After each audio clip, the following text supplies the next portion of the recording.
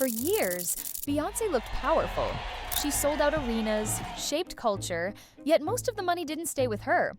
That changed when she stopped renting her success. This isn't about how rich Beyoncé is, it's about when control, ownership, and patience finally converged into power. Beyonce! Beyonce! Beyonce! Before Beyoncé was discussed in billionaire terms, she had already spent decades at the top of popular culture. That distinction matters because it exposes the central misunderstanding behind celebrity wealth. Fame often looks like power, but early in an artist's career, it rarely functions that way financially. Beyoncé's rise with Destiny's Child in the late 1990s made her globally recognizable long before it made her structurally wealthy. At that stage of the music industry, success flowed through rigid systems. Record labels controlled masters, publishers controlled songwriting revenue, touring profits were split across layers of managers, promoters, and intermediaries. Artists were the engine, but they rarely owned the machine. Even when albums sold millions and tours packed arenas, much of the value was accumulated elsewhere. Visibility created leverage for companies, not for performers. This is why young stars often appear powerful while lacking actual control. They headline award shows, dominate charts, and shape culture, but their financial upside is capped by contracts designed for scale, not longevity. Beyoncé was no exception. Her early solo success amplified her profile, but it did not immediately transform her balance sheet. Like most artists of her generation, she was paid well, but paid within systems she did not own. Artists shouldered the visibility risk while promoters and sponsors captured disproportionate upside. Publishing deals favored catalogs over creators. Licensing decisions were made upstream. In practical terms, Beyoncé was everywhere, but ownership was nowhere near her. That gap explains why cultural dominance rarely translates into early financial dominance. Forbes reflected this reality for years, estimating Beyoncé's net worth far below what her influence suggested it should be.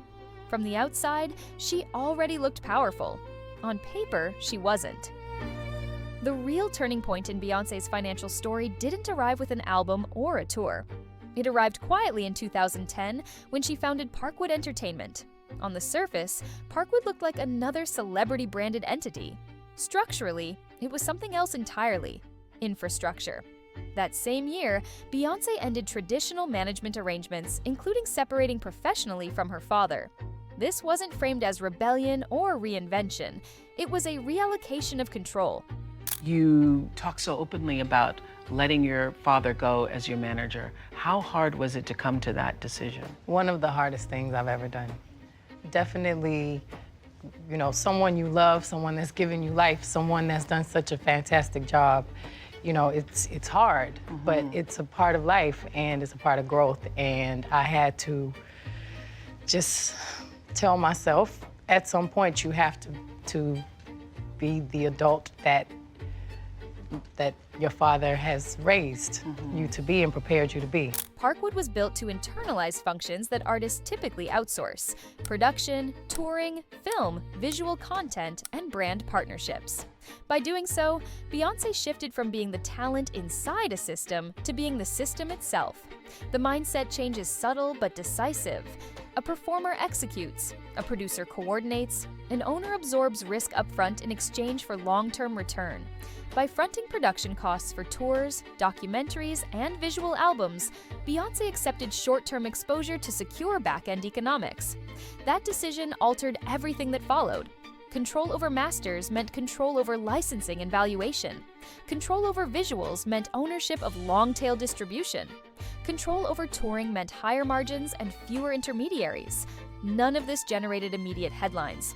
In fact, it delayed gratification, but it created conditions where revenue could compound instead of resetting each cycle. In a 2013 interview, Beyoncé explained that she didn't want to sign with a large management company. She wanted to follow the path of artists who built independent empires, handling their own success rather than sharing it by default. Framed plainly, this wasn't ideology, it was business logic. This is where Beyoncé stopped asking for permission, quietly. The financial shift didn't come from louder promotion or bigger releases. It came from Beyoncé changing how and when value was created. In 2013, Beyoncé released a full visual album with no rollout, no warning, and no traditional marketing cycle. The surprise wasn't a stunt, it was a reset. By dropping the project fully formed, she collapsed the promotional window and captured attention on her own terms. More importantly, she controlled the distribution, the visuals, and the long-tail monetization that followed. That same logic shaped Lemonade. It wasn't just an album, it was a layered release: music, film, exclusive windows, and later broad distribution. Longevity mattered more than first-week numbers. The clearest example came in 2018. Beyoncé's Coachella performance could have remained a one-weekend cultural moment. Instead, it became Homecoming, a live album and a Netflix documentary. That decision extended the lifespan of the performance and converted it into an owned asset. Netflix reportedly paid around $60 million for the project, not for novelty, but for exclusivity and permanence. The same thinking applied to touring films. Rather than licensing distribution to studios, Beyoncé partnered directly with AMC to release the Renaissance concert film, reportedly retaining nearly half of the box office revenue. These moves didn't spike her net worth immediately. They were slower, quieter, but they trained audiences to follow her timing, not industry cycles. None of this paid off immediately. That was the point. Beyoncé's wealth doesn't come from one dominant stream. It comes from systems that reinforce each other. At the core is ownership of her music catalog, estimated by Forbes to be worth roughly $300 million. Catalogs matter because they compound. Streaming, licensing, publishing, and future revaluations all stack over time, independent of new releases. Touring, however, is the engine. In today's industry, live performance accounts for 75 to 90% of top-tier artists' annual income. Beyoncé sits at the top of that hierarchy. The Renaissance World Tour grossed between $579 and $600 million. Early reporting suggests the Cowboy Carter Tour crossed $400 million in ticket sales, with tens of millions more generated through merchandise. Through Parkwood, Beyoncé produced the tours in-house, absorbing upfront costs in exchange for higher margins. She also adopted a mini-residency model, limiting cities while extending dates. That reduced logistics, increased demand concentration, and improved profitability per stop. Ivy Park's discontinuation didn't erase value. It capped risk. Secret and Sir Davies operate as controlled extensions of her brand, not primary wealth drivers. Beyoncé didn't peak financially in her 30s because she chose not to. In the streaming era, volume often outperforms value. Beyoncé accepted the opposite trade-off. In 2025, her album equivalent sales trailed several younger pop stars.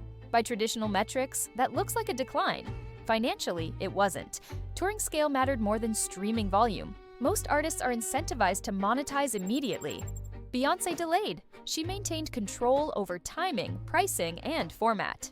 The result wasn't instant wealth. It was deferred wealth, larger, more stable, and harder to reverse. The story only looks slow in hindsight. In practice, it was deliberate. The recent surge in Beyoncé's net worth wasn't a peak. It was a convergence. Renaissance and Cowboy Carter arrived back-to-back, activating touring systems built over more than a decade. Catalog valuations were re-evaluated. Ownership structures matured. Revenue streams that once trickled began moving in sync. Nothing new was invented in these years. What changed was timing. The infrastructure was already there. Control finally converted into cash flow at scale. Forbes' reassessment reflected that alignment. It didn't happen fast. It happened all at once. Beyoncé didn't chase wealth. She built conditions where wealth had no choice but to arrive. Not through speed, through structure. What part of her strategy surprised you most? Drop it in the comments. If this changed how you think about success, like and subscribe. More stories like this are coming.